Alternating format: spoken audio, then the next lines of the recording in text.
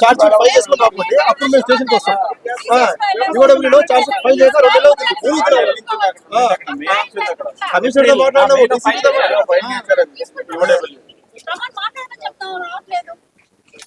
Commission రమ్మని sir case filing sir యూడబ్ల్యూలో మేలో file అయింది కదా, దాని స్టేటస్ ఏంటి మరి? దాని status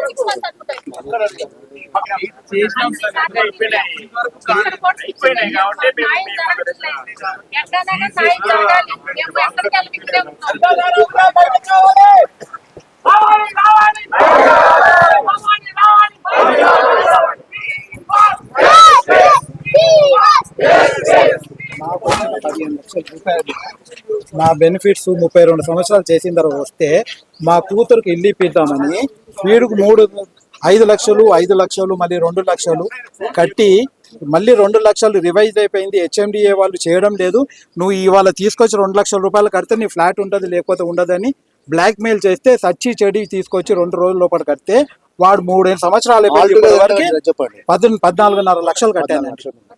retired employee after working 32.5 years in ISRO hard and money తీసుకొచ్చి వాళ్ళ చేతిలో పెడితే నా కూతురు వాళ్ళ పిల్లల గురించి ఈ రకాలుగా మోసం చేశాడు. ఇలా ఎంతో మంది ఉన్నారండి, ఎంతో మంది చిన్న చిన్న మంది వాళ్ళ పిల్లల్ని చదివించుకోవాలా, మేము చదువుకోవాలా, మేము బాగుపడాలా, మాకు వచ్చిన పెన్షన్లలో మాకు ఇవన్నీ పోగొట్టు చేయడం ఎంతో సరి ఏం చేస్తారు సార్. మమ్మల్ని ఈ రకంగా బాధ పెడుతున్నారు. ఎక్కడ పోయినా కానీ ఇదే చెప్తున్నారు, just they are taking the complaint, nobody is filing the FIR. ఎవరు చేయడం లేదు. ఇంతకు ముందు భారతి బిల్డర్స్ అండి, భారతి దీదా 3 people అండి కుమ్మకాయనాడు కుమ్మకండి. 1 is మిస్టర్ శివరామకృష్ణ. ఆఫీస్ పోతే ఎలా మాట్లాడతాడండి, మినిస్టర్ అని అప్పుడప్పుడు అపాయింట్మెంట్ ఇస్తాడు కానీ అక్కడ పక్కకు కూర్చోమని చెప్తారండి. ఇంత కట్టిన తర్వాత అక్కడ దుఃఖం బిచాన్ ఎత్తేసాడని ఇప్పుడు కడుతున్నాము అప్పుడు కడుతున్నాము ఎన్నిసార్లు అండి. 400 మంది వచ్చి వాళ్ళు పిల్లలు పాపలు ఆడవాళ్ళు అన్ని వదిలిపెట్టుకొని వచ్చినా చేసినా కానీ is not at all responding. మా మధ్యలో వచ్చి అవుజా అతని దగ్గర తీసుకుంటే అతను వాళ్ళు చూసుకుని మంచిగా. శివరామకృష్ణ నాగరాజు, మా పేరు శ్రీనివాస్ అండి. నా పేరు శ్రీనివాస్. ఇది మేము ఫ్రీలాన్సింగ్ ఆఫర్ అని చెప్పేసి భారతీయ బిల్డర్స్ లో ఇన్వెస్ట్మెంట్ చేశాం. మేము వాళ్ళ 3 పార్ట్నర్స్ అని చెప్పేసి శివరామకృష్ణ, నాగరాజు, పొన్నారి అని చెప్పేసి వాళ్ళ 3 కలిసి వెంచర్ స్టార్ట్ చేసినారు ఫ్రీలాన్సింగ్ ఆఫర్ లా. Kompally Siddhi convention back side, అంటే near to cine planet back side లా అది ½ కిలోమీటర్ ఉంటుంది మెయిన్ రోడ్ లా. ఫ్రీలాన్సింగ్ అని చెప్పేసి ఆన్ చేసిన తర్వాత మా దగ్గర డబ్బులు అరౌండ్ 450 మెంబర్స్ నుంచి ఒక 40 to 50 crores కలెక్ట్ చేశారు. 6.5 acres మాకు చూపించేసి వాళ్ళు కలెక్ట్ చేసుకున్నారు. తర్వాత వాళ్ళు ఈ 3 కలిసి మళ్ళీ ఎవరు హౌజా ఈ సార్ వాళ్ళ ఇంటి దగ్గర డబ్బులు ఏదో ఆయన దగ్గర లోన్ తీసుకున్నారంట. ఎంత తీసుకున్నారు, ఎంత రేట్ ఆఫ్ ఇంట్రెస్ట్ మాకు తెలియదు. అది మాకు తెలియకుండా ఆ ల్యాండ్ వాళ్ళకు ఏజీపీ చేశారు వాళ్ళకు. అంటే అప్పుడు ల్యాండ్ మీద రైట్స్ మొత్తం హౌజాకి వెళ్ళిపోయినాయి, మా కస్టమర్స్ కాకుండా ఏజీపీ అనేది. మాకు మేము అడిగిన ప్రతిసారి 4 years నుంచి మేము ఇన్వెస్ట్ చేసి పెట్టాము. మేము అడిగిన ప్రతిసారి రేపు కడుతున్నాము, ఎల్లుండి స్టార్ట్ అవుతుంది, నెక్స్ట్ వీక్ స్టార్ట్ అవుతుందని చెప్తున్నాడు. లేకపోతే ఈ పండుగ కాదు, దసరా కాదు, దీపావళి కాదు, సంక్రాంతి అని చెప్పుకుంటూ వచ్చాడు. బట్ ఆయన చేయలేదు. అందరం కలిసి ఒకసారి మేము సీసీఎస్కి మామూలుగా పేట్ బషీర్బాగ్ పీరియస్కి వెళ్ళాము. అక్కడ కేసు ఫైల్ చేయమంటే సివిల్ కేసు చేయమని చెప్పారు. మేము ఓకే అని చెప్పేసి వాళ్ళే సజెస్ట్ చేశారు, ఈఓడబ్ల్యూకి వెళ్ళండి అని చెప్పారు. ఈఓడబ్ల్యూలో మేము కేసు ఫైల్ చేసాము, సీసీఎస్లో కేసు ఫైల్ చేసాము. కేసు ఫైల్ చేసినాక కూడా వాళ్ళు ఛార్జ్ షీట్ ఏం ఫైల్ చేయట్లేదు. వాళ్ళు ఆల్రెడీ 3 months ఎంతో అయిపోయింది ఆల్రెడీ ఫైల్ చేసి కూడా వాళ్ళు ఛార్జ్ షీట్ ఫైల్ చేయట్లేదు. అయితే ఇందులో నుంచి ఏమైందంటే అతను ఈ అపార్ట్ ఫ్రమ్ ఈ 3 members ఈ హౌజా ఎవరైతే ఉన్నారో మెయిన్ ఫైనాన్షియర్ ఉన్నారో ఆయన దగ్గర ఎంత లోన్ తీసుకున్నది వీళ్ళు చెప్పట్లేరు, ఎంత ఇవ్వాలనేది హౌజా సార్ చెప్పట్లేదు మాకు. అయితే వచ్చిన ప్రతిసారి హౌజా ఓన్లీ కోర్ట్ టీంను కలుస్తుండే, ఆయన అందరినీ కలవకపోతుండే. ఎందుకంటే 450 మంది నేను ఆన్సర్ చెప్పలేను, మీరే రిప్రజెంటేటివ్ ఒక 10 మంది రండి నేను చెప్తాను చెప్పేసి ఒక 10 మంది వెళ్తుండే. సార్ దగ్గరకు ఒక 10 మంది దగ్గర వెళ్తుండే. మేము ఎవరు వెళ్ళినా కానీ ఒక 4 కాదు, ఏవో 6 months నుంచి ఆయన తిప్పించుకుంటూనే ఉన్నాడు హౌజా సార్. ఏం తిప్పించుకుంటున్నాడు, మీరందరూ ఎంత పే చేశారు, నాకు ఎంఓఈలు కావాలి అన్నాడు. ఎంత అమౌంట్ పే చేశారు, వ్యాలిడేషన్ కావాలన్నారు. మా టీం అంతా పాపం వాళ్ళ పర్సనల్ వర్క్ అంతా వదిలిపెట్టుకొని పర్సనల్ లైఫ్ వదిలిపెట్టుకొని వాళ్ళు చాలా మంది ఒక 1 వీక్ ఒక 7-8 మంది టీమ్ లాగా ఏర్పడి ఆయనకు కావాల్సిన ప్రతి డేటా ఇచ్చారు. ప్రతి డేటా ఎంఓఈతో సహా జిరాక్స్ ఎంఓఈ కాపీస్ ఒక 10 టైమ్స్ మేము ఇచ్చాము. ఎంఓఈలు జిరాక్స్ కాపీస్ 10 టైమ్స్ ఎంఓఈ ఇచ్చాము. 10 టైమ్స్ వ్యాలిడేట్ చేసుకున్నాడు ఆయన. మీ పైసలు మేము ఇస్తాము, ఏడు పోవు అన్నట్టు మాట్లాడాడు ఆహుజా సార్. అప్పుడు మాకు సరే ఆహుజా సార్ అంటే it is very big billionaire, మా పైసలు మాకు వస్తే ఏం ప్రాబ్లం లేదు, ఈవెన్ డెవలప్మెంట్ పోయినా మనకు ప్లాట్స్ వస్తుందని చెప్పేసి మేము ఇందులో నుంచి ఆశగా ఉన్నాము. అయితే ఈ బిట్వీన్లో మాకు ఒక బిల్డర్ దొరికాడు, శాంతా శ్రీరామ్ అని చెప్పేసి నర్సయ్య గారు దొరికారు.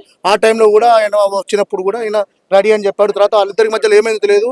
ఆయనకు సపోర్ట్ చేయలేదు, ఈయన సపోర్ట్ చేయలేదా, ఆయన సపోర్ట్ చేయలేదా, శివరామకృష్ణ సపోర్ట్ చేయలేదు తెలియదు. వెళ్ళిపోయింది. Shanta Sriram ready to take over the project. మధ్యలో ఏమైందో తెలియదు, అది పోయింది. అది ఇప్పుడు మొన్నటిదాకా మేము సెటిల్ చేస్తాము, మీరు యూనియన్ ఫామ్ కాండి అని చెప్పారు. యూనియన్ కూడా ఫామ్ అయినాం, ప్రెసిడెంట్ ఎన్నుకున్నాము, వైస్ ప్రెసిడెంట్ ఉన్నారు, అందరూ ఉన్నారు. అది కట్టన్ ప్రాజెక్ట్కే ఆయన యూనియన్ ఫామ్ చేయమన్నాడు. ఎందుకు చేయమన్నాడు తెలియదు మాకు. మేడం ప్రాబ్లం ఎక్కడ వచ్చిందంటే ఈయన ఫైనాన్స్ నేను చెప్తా మేడం. అదే మేడం, అది ఏం డిమాండ్ చేస్తున్నా అంటే ఆహుజా మాకు ఏదైతే సెటిల్ చేస్తానని చెప్పాడో, శివరామకృష్ణ వాళ్ళతో డీల్ చేసి సెటిల్ చేస్తున్నారు, ఆ సెటిల్ చేయండి. ఐదర్ ప్రాజెక్ట్ కంటిన్యూ చేయమని చెప్పండి, లేకపోతే మా రిఫండ్స్ అని ఇవ్వండి. 9-10% రిఫండ్స్ అడుగుతున్నాం మేము. I born and brought up here. So నాకు లోకల్ గా మన హైదరాబాద్. సో నాకు నేను సంపాదించిందంతా 90% నేను ఇక్కడ హైదరాబాద్ లో ఇన్వెస్ట్ చేస్తాను. ఇప్పుడు ఈ భారతీయ బిల్డర్స్ వాళ్ళు ఏదో ప్రాజెక్ట్ కడుతున్నారు అంటే నేను ఒక 31 lakhs ఇన్వెస్ట్ చేస్తాను అవుట్ రైట్ గా. అండ్ మా కజిన్ ఇన్వెస్ట్ చేస్తుంటే నేను చేస్తున్నాడు కదా అని చెప్పేసి సరే బ్లైండ్ గా నేను ఇన్వెస్ట్ చేస్తాను చూసుకోకుండా బ్యాక్గ్రౌండ్ చెక్. ఎందుకంటే నా అల్లుడు ఈ also invested in. So 31 lakhs out right గా ఇన్వెస్ట్ చేస్తాను. దాని తర్వాత మధ్యలో ఒకసారి వచ్చినప్పుడు అడిగాను ఏంటి ప్రాజెక్ట్ ప్రోగ్రెస్ లేదు అంటే ఇప్పుడు అవుతుంది అప్పుడు అవుతుంది whatever. So then end of the day I came to know these guys are fraud. So what I'm asking is okay, my 31 lakhs hard earned money, everybody ఇక్కడ చాలా మంది సరే for me I invested so many things. Kapil chit funds లో నాకు commercial projects కూడా invest చేశాను నేను. కానీ జరిగిన తర్వాత I'm pulling all my investments back. నేను ఒక మెసేజ్ పాస్ చేస్తాను, నేను ఒక సోషల్ మీడియాలో US లో ఒక మెసేజ్ పాస్ చేస్తాను NRIs కి, do not invest in Hyderabad because there is a lot of fraud happening. So I'm passing a message to Revanth Reddy. If you don't resolve this, I am going to make a big voice, not here in US. I'm going to make a big voice. I'm going to create a social media to do my effort. Do not put a penny in Hyderabad. Do not invest because it's happening a lot of fraud. If you cannot arrest a small guy, this guy, who is this? I mean one small person, if you cannot give a justice for these many people, how many people came, right? If you cannot give a justice to some people are getting heart attacks and some people are getting admitted in hospital because they are they put their hard. For me, yeah, okay, I can survive without this. But there are people they put all the retirement money. Yes. Okay, ఇప్పుడు రేవంత్ రెడ్డి గారికి CM గారికి నేను చెప్తున్నాను, if you can not put behind bars or do justice for the people, what is the why NRIs are going to invest? Yes. This is my only statement. Okay, How many NRIs would be there, sir? Do you know that? There are 50 plus. More than 50 NRIs are invested in this project. Okay, so I'm one of ఏం them. చెప్తున్నారు మీరు ఏం చెప్తున్నారు వాళ్ళు? ఇస్తామంటున్నారా project కడతామని? No, I don't see any. I'm not seeing any results. Okay? It's been happening for a long time. And fortunately, I'm here on a vacation. But social media is there. Social media lo message pass అయిన తర్వాత it's a bad reputation for Hyderabad. Yes. It is very, very bad for Hyderabad. Okay? Yeah, that is what I'm trying to say. Okay, you should do some justice. It's like చిన్న ప్రాజెక్టులు కూడా justice. CM, he has to involve. I'm maybe CM is too high in this to involve in it, but at least some commissioner or somebody should take an action on this, right? Yeah. 70 కోట్ల రూపాయలు ఉన్నాయన్నమాట. Only భారతీయ customer, ఇంతవరకు ఒక్కరికి కూడా 1 రూపాయి రాలేదు. ఎంత అంటే దారుణం ఏంటంటే సార్, ఇంత జరుగుతానే లాస్ట్ 1.5 year నుంచి మేము పోలీసుల చుట్టూ వీళ్ళ చుట్టూ తిరుగుతున్నా, ఇంతవరకు CCS లో కేసు ఛార్జ్ షీట్ ఫైల్ కాలేదంటే ఎంత దారుణం అంటే వ్యవస్థ ఇంత దారుణంగా ఉందా అని చెప్పేసి ఏదో సినిమాలో చూపిస్తుంటే మేము అనుకునే వాళ్ళము అరే ఏంద్రా బాబు మరి ఇంత దారుణంగా ఉంటుందని. కానీ పర్సనల్ సార్ మేము దూరం వేరు వేరు రిమోట్ లొకేషన్ నుంచి జాబ్ చేయడానికి హైదరాబాద్ వస్తాము. హైదరాబాద్లో అట్లా మోసం జరుగుతా అంటే ఎర్రే అనుకుంటాం. కానీ ఇంత దారుణంగా మేము కూడా మోసపోతాం అంటే, ఎందుకంటే చట్టం న్యాయం అనేది ఇంకా పనిచేయనంత కాలం ఇట్లనే ఉంటుంది, ఇట్లనే మోసపోతూ ఉంటారు.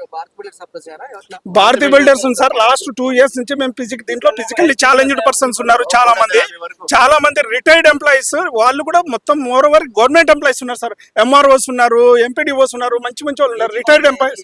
అయినా కూడా ఎవరికే కానీ న్యాయం జరగకుండా ఎక్కడ సార్ మేము ఏ పోలీస్ దగ్గరికి వస్తే వాళ్ళకి లంచం వేస్తున్నారు, ఎవరి దగ్గరికి వెళ్తే వాళ్ళకి లంచం వేస్తున్నారు. ఎవరు కూడా అసలు సహాయం చేయడం లేదు. ఛార్జ్ షీట్ ఫైల్ చేయలేదంటే ఎంత దారుణం. నేను ఇస్రో రిటైర్డ్ ఎంప్లాయీ అండి. నాకు 15 లక్షలు వస్తే మా అల్లుడు 10 లక్షలు ఇచ్చి అడ్వాన్స్ ఇచ్చారు. తర్వాత వాడు బ్లాక్మెయిల్ చేసి రివైజ్ అవుతూనే హెచ్ఎండిఏ వాళ్ళు ఒప్పుకోవడం లేదు, చేయడం లేదు అనేసి అంటే మళ్ళీ అప్పటికప్పుడు నువ్వు ఇవాళ 2 లక్షలు కడితే నీవు ఫ్లాట్ ఉంటుంది, లేకపోతే ఉండదని చెప్పాడండి. ఆ రాత్రి చచ్చి చెడి తీసుకొచ్చి కట్టానండి. ఈ రకంగా బ్లాక్మెయిల్ చేసి చాలా మంది డబ్బులు తీసుకున్నారు. తీరా వచ్చేటమానికి ఏదో ఒకటి చెప్పేసి మనుషులను ఇచ్చేస్తున్నారు. ఇవాళ అంటున్నారు, రేపు అంటున్నారు. మోరోవర్ ఈ హౌజా దగ్గర అప్పు తీసుకుంది నేను చెప్పలేదండి. Everything is ready. హెచ్ఎండిఏ వాళ్ళు కూడా రిలీజ్ చేసేసారు. ఇంకా 2-3 నెలల్లో భూమి పూజ కూడా చేశారండి. చూసిన తర్వాత ఇంత అట్టహాసంగా భూమి పూజ చేశాడంటే అంత చెప్పొద్దు. చేసేస్తే ఇంకా 2 రోజులు 3 రోజులలో ఇంకా స్టార్ట్ చేస్తామని చెప్పిన. దాని తర్వాత ఇక్కడ డబ్బులు తీసుకొని ఇక్కడ కట్టడం, ఇక్కడిది వేరే దగ్గర ఇన్వెస్ట్ చేసేయండి, విచ్ ఇస్ నాట్ ప్రాపర్ అండి.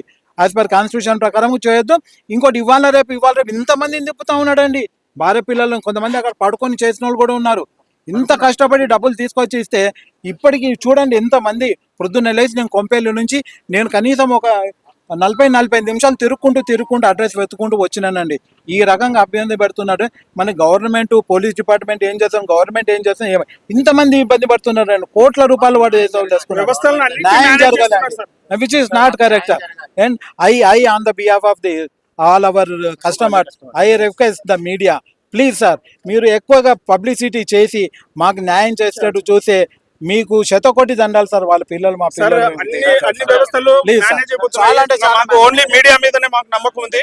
ఎందుకంటే 4th pillar of constitution. So మీరైనా హెల్ప్ చేయండి, మాకు హెల్ప్ చేయండి. ఎందుకంటే ఎక్కడికి వెళ్ళినా కూడా ఎక్కడున్న రాజకీయ వ్యవస్థ 4 సంవత్సరాలు అవుతుంది కట్టి. 3 ప్లాట్లకు కట్టాము 50 లక్షలు. ఎప్పుడు రేపు అని జరుపుకుంటూ వచ్చారు. ఇక్కడ తిరగలేక ఇది అయిపోతున్నాం. ఇంకేముంది, రేపు స్టార్ట్ చేస్తాం, ఇదే మాట.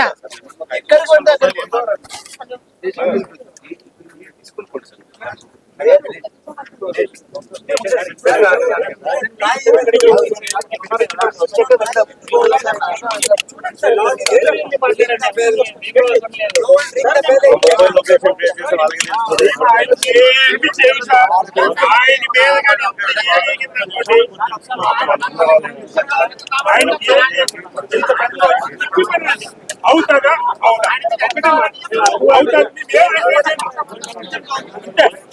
ఆయనకి